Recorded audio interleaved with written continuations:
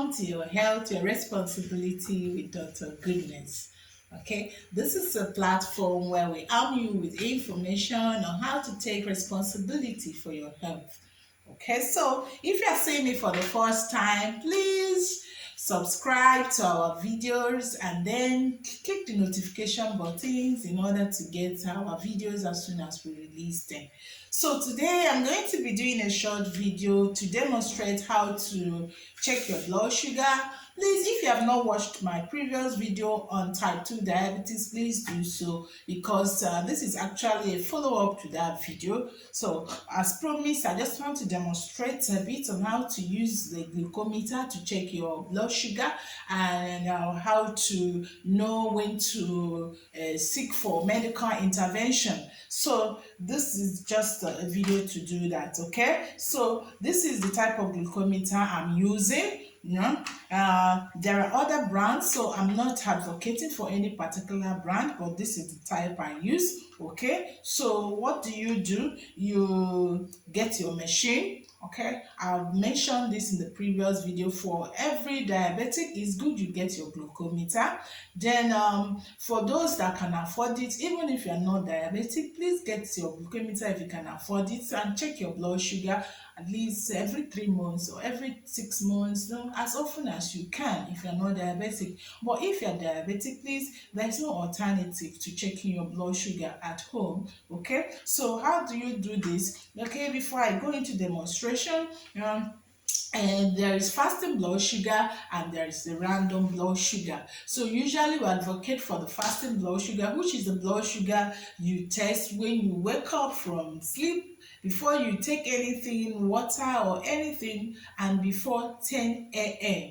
Okay, once it's 10 a.m., even if you're not taking anything, it's assumed that your body system has started compensating for the lack of glucose. So what you get at that point may not really be a true representation of a fasting blood sugar. So we also refer to that as random blood sugar. It is important you know which you are doing, so that you know when you are having an abnormal reading. Okay, so I will tell you what the normal readings are, and I'll also show you on the screen. But for now, let's focus on how to use this. So this is a glucometer. When you buy it new, you get a strip with it.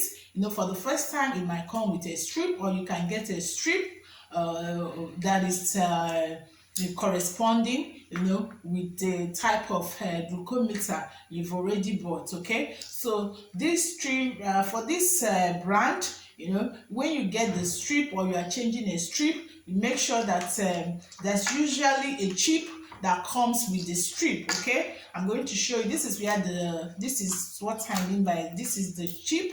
Okay, it usually comes with strip. Okay, so when you get your strip, make sure you insert the chip at the appropriate place, so that the number that appears on your screen will correspond with the number on the bottle for the strip. You can see this is 333 and this is 333.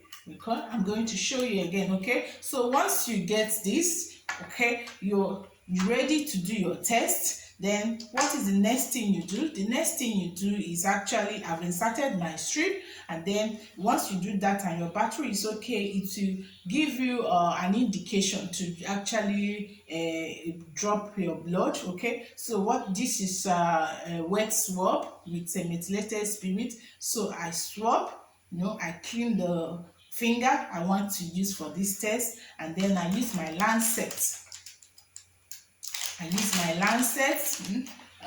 There is also a pen that you can use with the lancet if you like, but because it's usually difficult for most people to use, you can actually use it directly. Okay, when you open, this is a smaller needle, so it's good to get a lancet instead of using the common syringes. Okay, this will give you less pain. So once you prick the area you've swabbed, then you press and drop your blood. Okay, for this glucometer, this is the point to drop my blood. Okay, so once I drop it, I allow the glucometer to read. Okay, it's so simple, and that is it. This glucometer is reading in milligram per dl.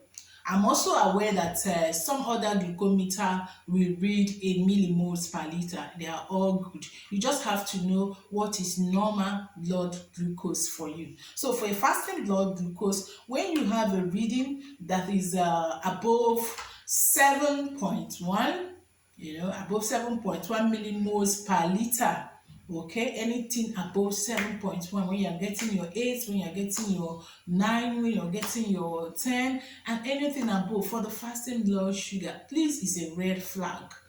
Okay, is a red flag. That is the cutoff mark for hyperglycemia. Okay, so when you are reading a milligram per dl like my machine, and you get any number above 126 milligram per dl, that is a fasting blood sugar of 126 milligram per dl, is also a red alert. Anything above that is a red alert.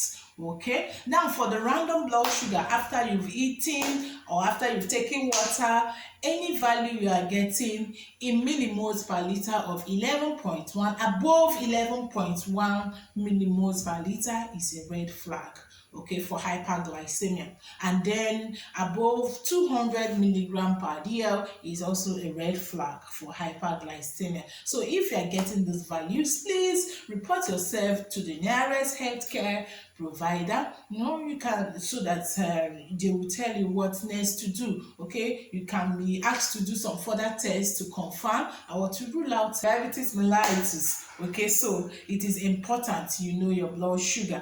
Okay, having said that, you also, for those of you that are already diagnosed of type 2 diabetes or even type 1 diabetes, you're also prone to hypoglycemia. So say for those of us who have not been diagnosed with type 2 diabetes, it's important to recognize some symptoms. I know that a lot of us are yet to get this glucometer, are yet to have access to it, but there are some symptoms of hyperglycemia that you need to recognize so that you will know when to test yourself if you've not been doing so. Okay, so diabetes usually comes with it's important to note here that most times early onset of diabetes may not have any symptoms, so we call it asymptomatic stage. But then there are some symptoms that you may encounter if you're already having diabetes without knowing it. Okay, so what are these symptoms? I will mention some of them. Okay, they include thirst. Okay, you're always feeling thirsty. They include dry mouth. Okay, you're always feeling dry. They include polydipsia, that's you just hunger for water, hunger for a lot of food, you eat excessively. Okay, weight loss for type 2 diabetes. If you're experiencing frequent urination or nocturia, waking up in the night to urinate, that is not your usual habit. And then it can come with weakness, mood swing, apathy, irritability. Okay, when you are feeling all these symptoms, I'm aware that some sicknesses will also give you the same symptom, but it's important you check, rule out the sugar. Okay, and then when you're also having a recurrent candidiasis infection, recurrent fungal infection, okay, you can also check for sugar to make sure that your blood sugar is within the normal range. Okay, so thank you, and keep watching my video, and make sure you watch the video on type 2 diabetes in order to fully comprehend the extent of this disease. Thank you and goodbye.